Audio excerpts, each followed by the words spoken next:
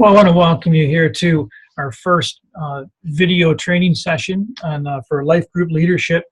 And I wanted to start with a review of our live session that we had with life group orientation. And we had discussed in our live session together the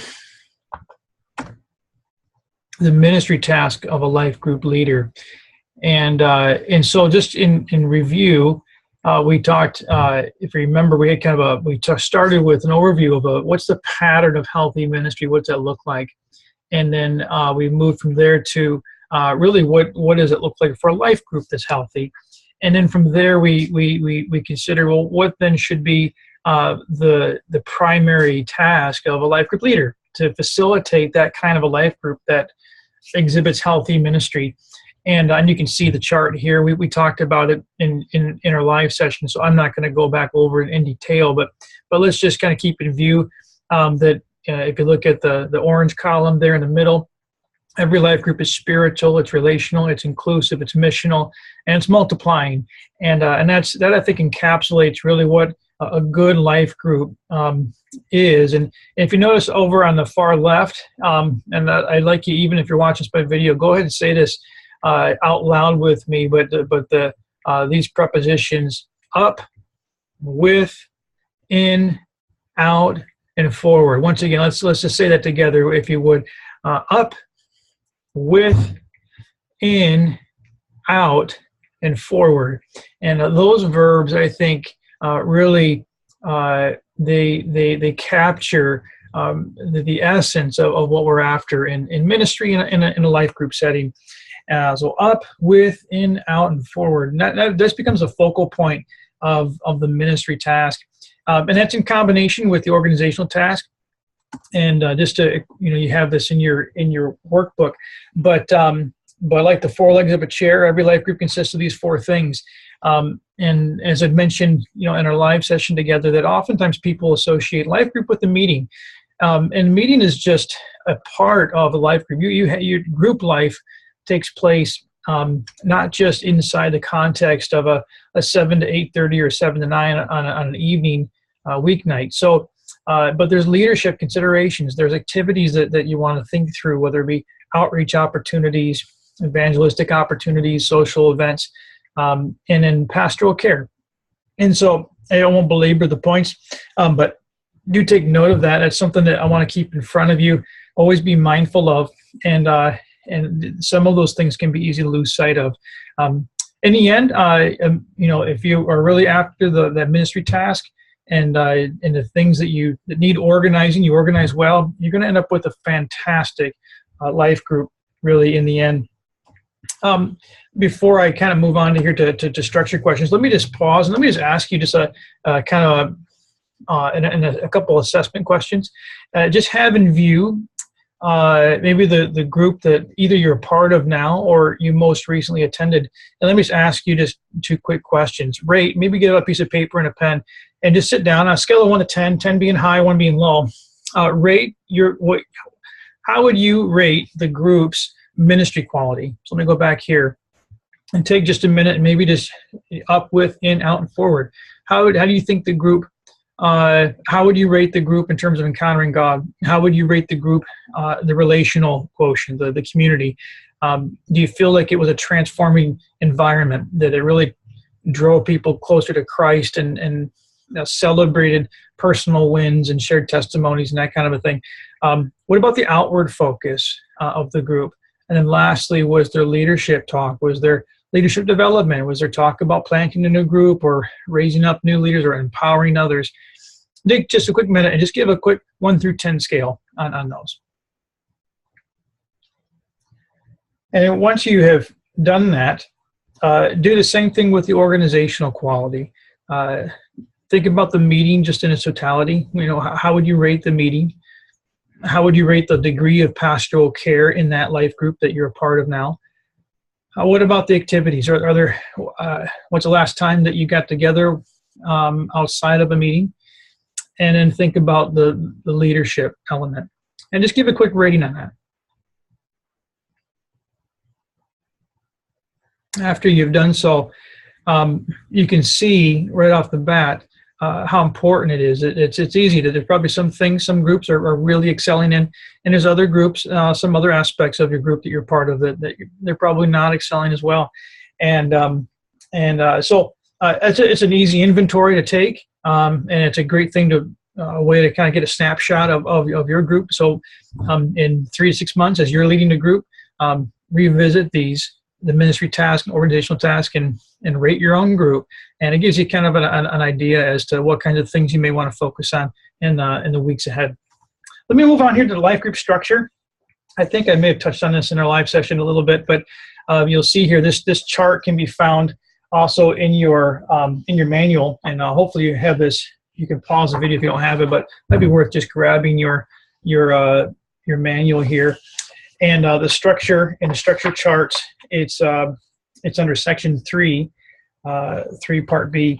And I just want to draw your attention really quick to just the different roles. So the senior pastor, Pastor Dan, he's the spiritual authority over the church, and he with the elders they kind of set the direction, and they provide that authority, that mantle. Vision casting, overall accountability, maximizing life group potential within our church. That's a part of the senior pastor's view. And then the life group specialist, that's my role in this time, and that's really to oversee a system that works at every campus. Oversight with the campus pastors. There's the training element, making sure the reporting mechanism is working as it should. We market and promote life groups on a regular basis, and just general quality control. So that's in my purview. And then the campus pastor really works more in tandem with each coach and team to provide support and accountability, communication, recruitment, weekend services, and your involvement in those. And then there may be some campus initiatives, whether it be outreaches or maybe a Bring a Friend Sunday picnic or something like that. Pastoral care, of course. And so so that's kind of the different layers within the org chart of the church and how that relates to life group ministry. So you can kind of see the pastoral team from the left, working your way over in blue, the pastoral team, and in the orange you have the coach team, and then in the green you have the life group leadership team. So you can kind of see how the ministry is structured. That may answer some questions as you step into your role. You'll be partnering with a coach. There's actually a job description of a coach in the manual, and you can see those under section, I believe it's section 2 of the manual. And let me just confirm that. Yep. So you see the job description of a life group coach there. Let's talk about building your team. Why is team important? When I was in high school, I ran cross country. Some of you may not have even heard that as a sport.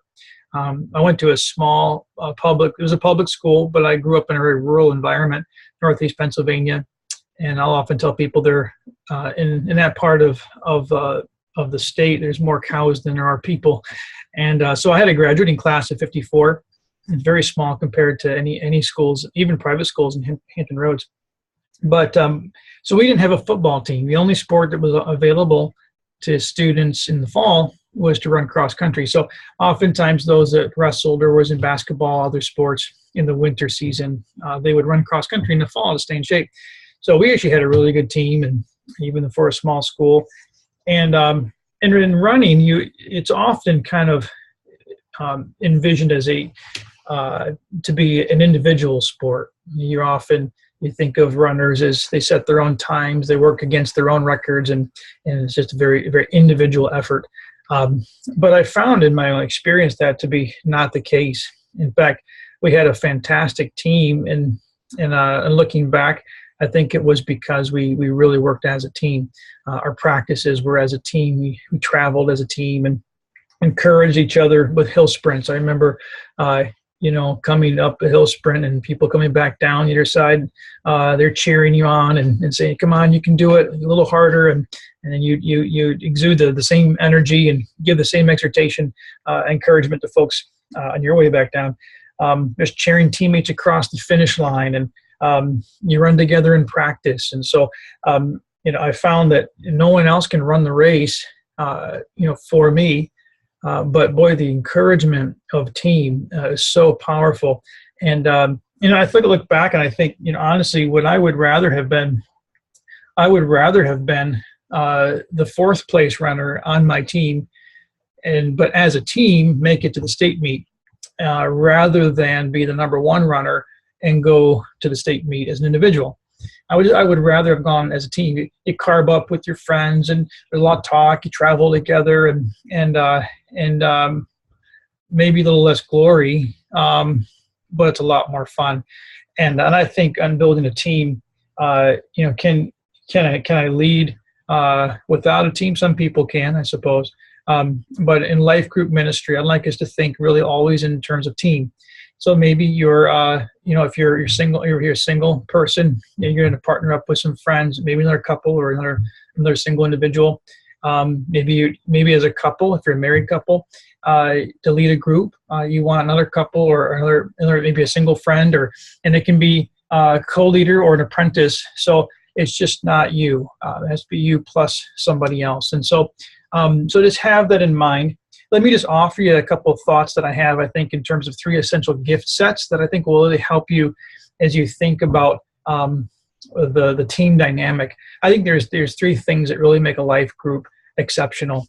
These gifts. One is that you need a communicator, someone that really can take concepts and ideas, information, and communicate that well. You don't have to be the expert teacher. I'm not talking about teaching necessarily, but in terms of just communicating ideas, that's a helpful gift and a gift set to have in your group. A gatherer. Not everybody's a gatherer, but someone who can just draw people and invite people, doesn't have any problems picking up the phone or shooting out text or hobnobbing in the lobby, but just you have some outgoing personality types. And so if you're an introvert, you have an extrovert friend. And then lastly, I think to have an administrator on your team, someone that can can organize things, can pull things together, help you pull off maybe an event or organize different aspects of the group, from snacks to who's filling out reports to doing the next thing. Some of these can be part of your leadership team, and some of these you may just find be people that are part of your group that just have a role to play. But there's a communication, and there's a gathering, and there's an administrative element to your life group. So maybe that'd be helpful for you to kind of as a lens to think through. And there's more. In fact, in section 5, part A, and I'm going to go there actually myself in this book. So section 5.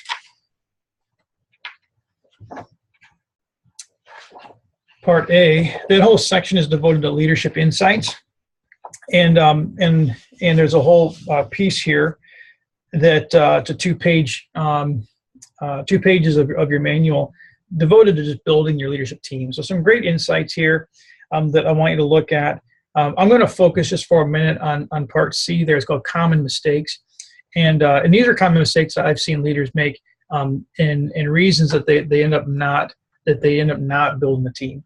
One is that they make faithfulness or faithful attendance the key indicator for life group leadership potential, and I think that's a mistake. I think oftentimes some people that maybe aren't faithful in their attendance would be if the leader were to ask them to have ownership in the group. So sometimes people aren't as faithful, and I think the real key is, are they faithful in other areas? Do they follow through with their commitments? Do they tend to work hard when they're on the job? And how do you know them? Do they have good character? Are they a man or woman of integrity? And if yes to all those things, if they have a sense of spirituality and spiritual desire, love the Lord and love people, then give them an opportunity. Maybe they don't come to group every week, but if you were to invite them to be part of your team, you may be surprised at how faithful they'll be. Another common mistake I find is that sometimes leaders make assumptions for other people. So rather than asking about their schedule, they might make an assumption. Man, Bob is just really busy. He's too busy. I know he's too busy. And then never actually ask, or they just wouldn't be interested. And so let me just encourage you not to make excuses for others, but just put it out there just to ask. And if that's their response, that's fine. But let's avoid making those assumptions for them. I think a third mistake I find is that sometimes some leaders lack boldness in making the ask.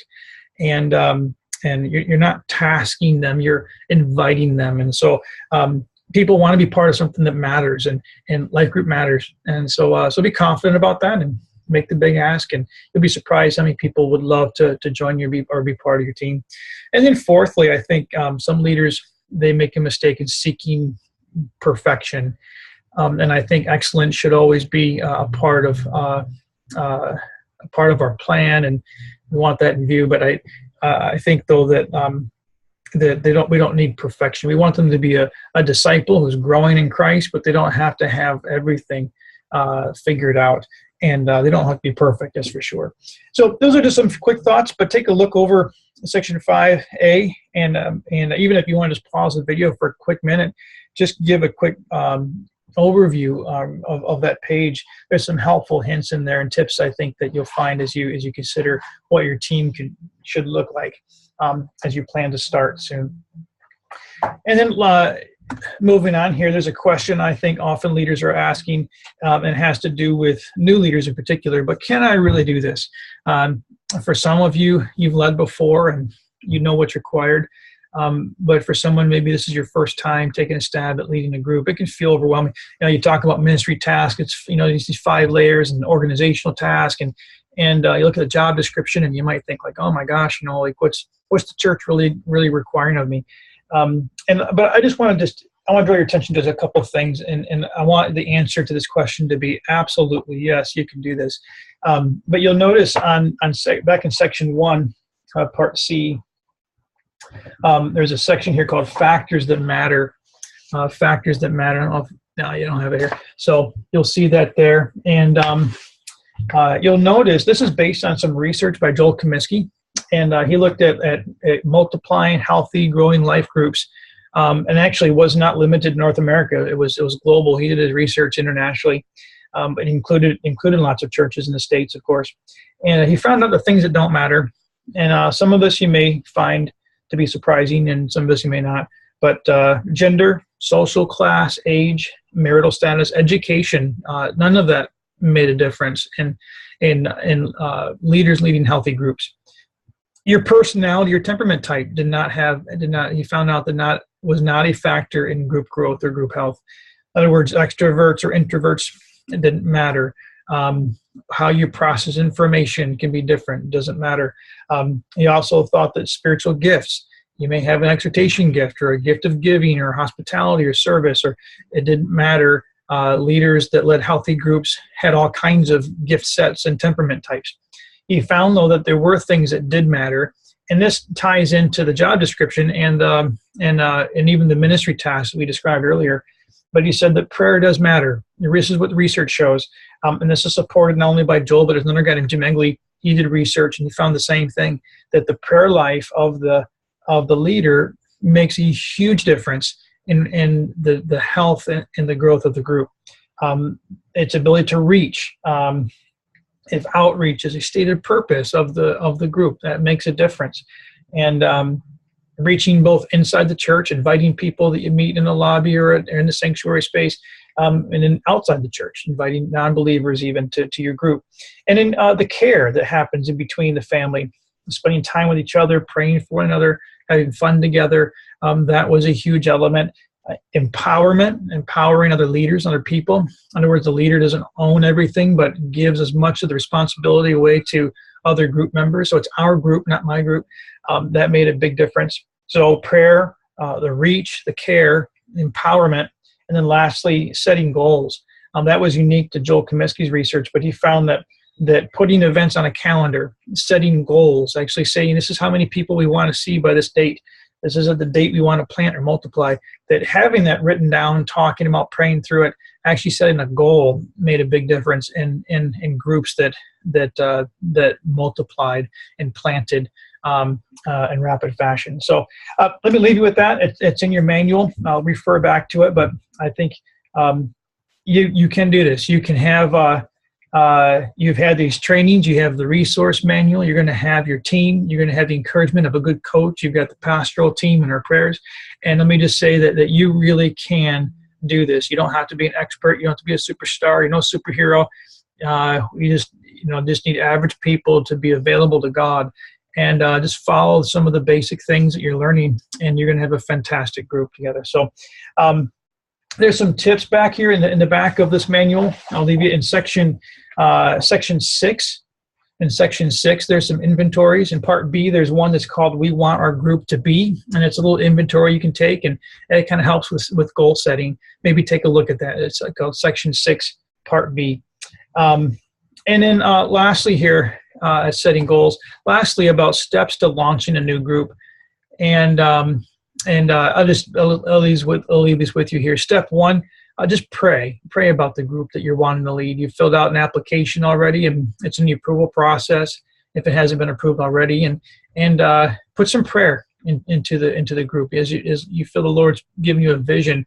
Spend some time even now, and just stop the video and just say, Lord, would you lead me? Holy Spirit, give me guidance, and trust His leading in that. And step 2 is prepare. You're going to be preparing. You're going to be creating a short list of folks that you know and who you want to invite. And if you're talking with people, you're going to set in motion some other preparation about where you want to be, who's going to host it, what day of the week, what time works for people, and you pull your team together, and you're making preparations for the group. And then lastly, once those details are in place, you're online and you've got everything kind of signed off, you go to promotion and you start promoting. You tell people, recruit, you gather, and that's the basic outline of launching a new group. Step 1, pray. Step 2, prepare, and then step 3, promote. And if you want, you can take a look. There's actually a really great handout under section 5. It's section 5, part C, and it's called Steps to Launching a New Life Group. And it talks about eliciting interest, building a team, deciding on group details. You're going to email your campus pastor or office manager with details, and then set up your group online profile. We're going to talk about how to set up your group profile online in the 4th video of this series. So no rush to get there. Just know it's coming. And I pray for you, and just know that you can do this, okay? If you have any questions, don't hesitate to email me, steve@newlife.global. All right, God bless.